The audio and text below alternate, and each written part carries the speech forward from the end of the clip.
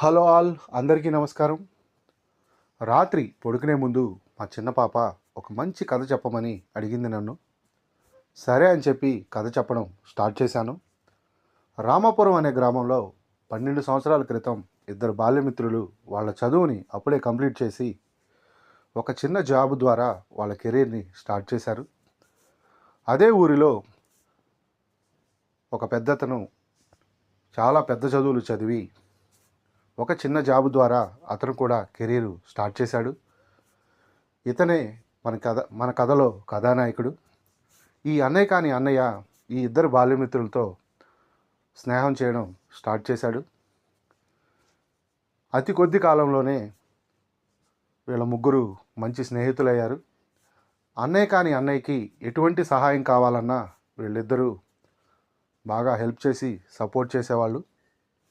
కొన్ని నెలల తర్వాత అన్నయ్య కాని అన్నయ్యకి ఒక పెద్ద జాబ్ వచ్చింది. ఆ జాబ్లో జాయిన్ అయిన తర్వాత ట్రైనింగ్ నిమిత్తం వేరొక దేశానికి వెళ్ళాల్సి వచ్చింది. 3 నెలలు ట్రైనింగ్ నిమిత్తం వేరొక దేశానికి వెళ్ళాడు. ఎప్పుడైతే వేరొక దేశం వెళ్ళాడో వీళ్ళిద్దరినీ దూరం పెట్టడం స్టార్ట్ చేశాడు. వీళ్ళ మెసేజెస్కి రెస్పాండ్ అయ్యేవాడు కాదు, అలాగే కాల్స్ కూడా రెస్పాండ్ అయ్యేవాడు కాదు. ఈ ఇద్దరు బాల్యమిత్రులు కూడా వర్క్లో బిజీగా ఉండడం వల్ల ఇదేమీ పట్టించుకోకుండా అలా ముందుకి వాళ్ళ కెరీర్లో ముందుకి వెళ్ళే పనిలో వీళ్ళు బిజీగా ఉన్నారు. కొన్ని నెలల తర్వాత ఇద్దరు బాల్యమిత్రుల్లో ఒక అతనికి డబ్బు అవసరం పడి తనకు రావాల్సిన డబ్బుని మన కథానాయకుడు అన్నయ్య కాని అన్నయ్యని అడగడం జరిగింది. ఎప్పుడైతే అడగడం స్టార్ట్ చేశాడో ఈ డబ్బులు ఆ అన్నయ్య కాని అన్నయ్య నెంబర్ని బ్లాక్ లిస్ట్లో పెట్టి ఇతని మెసేజెస్కి ఇంకా కంప్లీట్గా రెస్పాండ్ అయ్యేవాడే కాదు. అప్పుడు అర్థమైంది వీళ్ళిద్దరికీ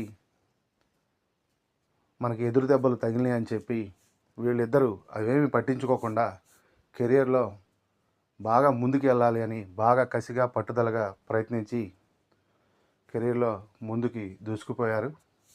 కొన్ని సంవత్సరాల తర్వాత అదే గ్రామంలో ఒక కార్యక్రమం నిత్యం వీళ్ళు ముగ్గురు ఒకరికొకరు ఎదురుపడ్డారు. కానీ తప్పు చేశాను అనే భావంతో ఆ అన్నయ్య కాని అన్నయ్య